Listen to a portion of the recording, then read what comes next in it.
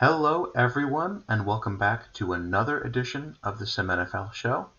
I am Pierce, your host and commissioner, and I'm here to talk all about the results of the first week of preseason. That's right, we are back. Pro football is back over at simfba.com. If you're unfamiliar, come check us out on the website and on Discord. We would love to have you. Today we're going to talk about the first week of preseason action. I'm going to break down a few of the best games. We'll talk about what's coming up next week and some interesting matchups and schemes that we hope to see. So thank you for stopping by, and let's dive into it. First big result, definitely not something a lot of people I think were expecting. Cleveland and our defending NFC Conference Championship participants, Washington, participating with full starters. And a big surprising victory for Cleveland. James Rivera really thriving in that West Coast RPO heavy system. 30 of 37, 379 yards, and a couple touchdowns.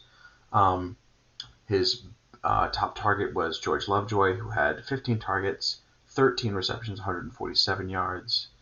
And May Felipe was all over the place on defense with 12 tackles, 2 of those for loss. Meanwhile, defense had a really strong performance against the first team squad of the Commanders. Padilla, 14 of 23, 149 yards. Also ran the ball 25 times for 55 yards. Tabbert added another 112 yards on the ground. Robert Miller had a great day as well, 2.5 tackles for loss and a sack. But a very surprising one-sided result in Cleveland's favor. Washington, the Sim ended up having them play the run pretty distinctly, which did shut down Juan Mora, who I talked about in my preview last week. He had somewhere around 60 yards. It's a very small game for him, but Rivera definitely picking up the slack, having a big game through the air, and leading the Browns to a very big win. Again, only preseason yet, but still good sign of hopefully things to come for the Browns and some interesting question marks for one of historically the best teams in the Sim, Washington. So we'll definitely see what they choose to do in the coming weeks of preseason. For now, we'll talk about Chicago and Carolina. Much more one-sided result. Another first team on the field for both sides. Gerald Lewis, phenomenal game. 18 of 22, only 4 incompletions and 1 pick, but 298 yards, 3 touchdowns. Pat Flexen having a great early career for someone who you might overlook due to his overall, but Chicago using him really well. 113 yards and a touchdown. And Jay Hugin, just a phenomenal third-year player. Definitely one of the premier players to come out of that initial draft class in 2022. 5 tackles, 3 of them for loss. Dakota Link struggled a bit for Carolina, 18 of 34, so just barely cracking that 50% mark, 170 yards. And man, Kelvin Dupree, 24 carries, 22 yards. It's never a good day when your yards per carry can be measured in feet. Tough day for him. Very strong showing by the Chicago defense, pitching a shutout. Cap Hammer did have a good day in the middle of that defense. 7 tackles, 3 for loss. In total, Carolina defense actually had 8 tackles for loss, sprinkled between 3 different stars on the defense. So a couple of individual standouts there, but still a lot of work to be done on that very talented but very young offense for Carolina. Meanwhile, Chicago looking like a very big threat up there in the NFC North. And it's not pro football, but one game I absolutely have to talk about, a spring college game. West Virginia defeating Tennessee. This is a huge step for the West Virginia program that's really been rebuilding strong for 2 years. Credit to Coach Smackums for building that program up and sticking with it. And against a very powerful Tennessee program coming through with a very shocking win. Guzman, 154 yards and a touchdown on the ground. Kevin Purcell, only 6 catches, 195 yards on those 6 catches. Mike Johnson, 1.5 tackles for loss, 1.5 sacks. Also, call out to Dante Smith, who Tennessee was up by 10, and they had a 56-yard catch and run but Dante Smith caught up to the receiver and forced a fumble that then ended up being a West Virginia drive going the other direction that turned into a touchdown to cut down the lead. So a huge turning point because of that forced fumble from Dante Smith, so huge credit to him as well. Brandon Savage looked phenomenal, 25 of 35, 454 yards and a touchdown. So no complaints for Tennessee from a offensive statistical point of view. Hayes Edwards, unstoppable, 5 catches, 174 yards.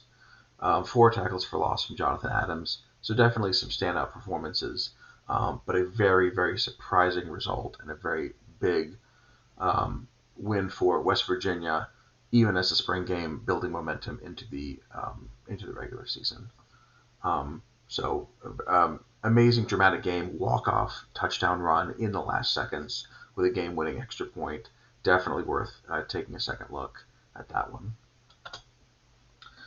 Some other first-team results to cover from Week 1. Jets getting by Green Bay in a close one. San Francisco and Houston, both featuring rookie quarterbacks, which we'll talk about in a second. Big win for Kansas City, showing up big over Indianapolis, 38-16. Kansas City in a very, very tough division in that AFC West, but looking to make a name for themselves as well. Denver, their first team offense and defense, showing up big, putting up 62 points on the Saints. And then Chargers and Jacksonville Jaguars, another game of rookie quarterbacks, very tight defensive battle there. And Pittsburgh getting past Detroit, putting up 33 points in a victory there. So as I said, a lot of rookie QBs to look through, definitely the big focus of the first week. Obviously on how your young players and rookies play, but no position is going to get more scrutiny than the quarterback. So 6 rookie quarterbacks got some playing time this week.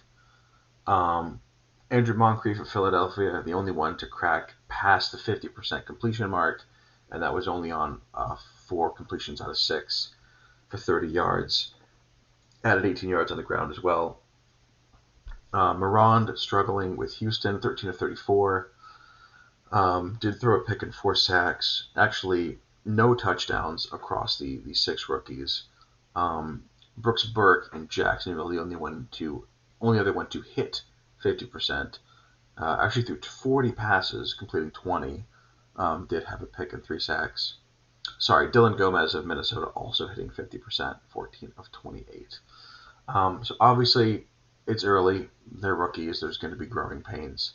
But definitely a lot of scrutiny on these 6 names, particularly Morand and Solano being first-rounders. So we will watch their progression throughout this preseason and first season with great interest. Looking forward to Week 2. We have a few games that their owners say did finish or are going to feature starters. A lot of starter games are either the first or last week, but we do have Cincinnati at Washington going to feature starters. Washington say they are going to change their scheme up from Week 1 after that surprising Cleveland result, so we'll see what they bring out against the Bengals. Denver at Carolina, also going to feature starters again. Denver also messing with their scheme. Carolina got a lot of young starters and draft picks to play, even on the first team. New England at Minnesota, also starters as well. And then Cleveland will be at Atlanta. They're going to have a mix of some starters mixing in with some backup and depth pieces as well. But definitely a lot of games to look forward to. And then this week for our deep dive, we're going to look at the New York Jets offense. They ran a spread option in Week 1. And they have said that they're going to try I option in Week 2 of the preseason, so I wanted to look at the similarities and differences there. Both of those giving boost to scrambling quarterbacks, which would be QB 2 or 3 on their depth chart, Randall or Peterson. Spread option favored their speed running backs, which Peregrine is technically their highest overall running back. But he's in his 12th season, and then Booth and Moten are both younger. I think 5th and then 3rd season, respectively. So spread option definitely favoring the faster of the two. I option is actually a malus, so a big swing down for Booth and Moten. But Peregrine will go back up to normal, and then giving a boost to the fourth running back on their depth chart, at least in terms of overall, they might be promoting him for this game as a power running back. Also giving the I option gives an additional boost to that rushing fullback and a blocking tight end. So a big step down for the speed guys, but steps up for a lot of the power backs and the blockers. So we will see how that features. Also, not giving I option will not be giving a bonus to the route runner, to the rookie wide receiver Marvin Thomas, but still giving a bonus to the possession receivers. So the top options in that passing offense should still get a boost as well. So yeah, could see more running from the Jets, could see more interior running as they try to use those, the power running back and the rushing fullback and the blocking tight end. So they could be, we might see more running, we might just see a different distribution in terms of where they run, but definitely we'll be interested to see what that I option looks like as they try out these different schemes. So that is it for everything I have for this week. Thank you everyone so much for watching. Best of luck to all the teams in week 2. Stay healthy and have fun.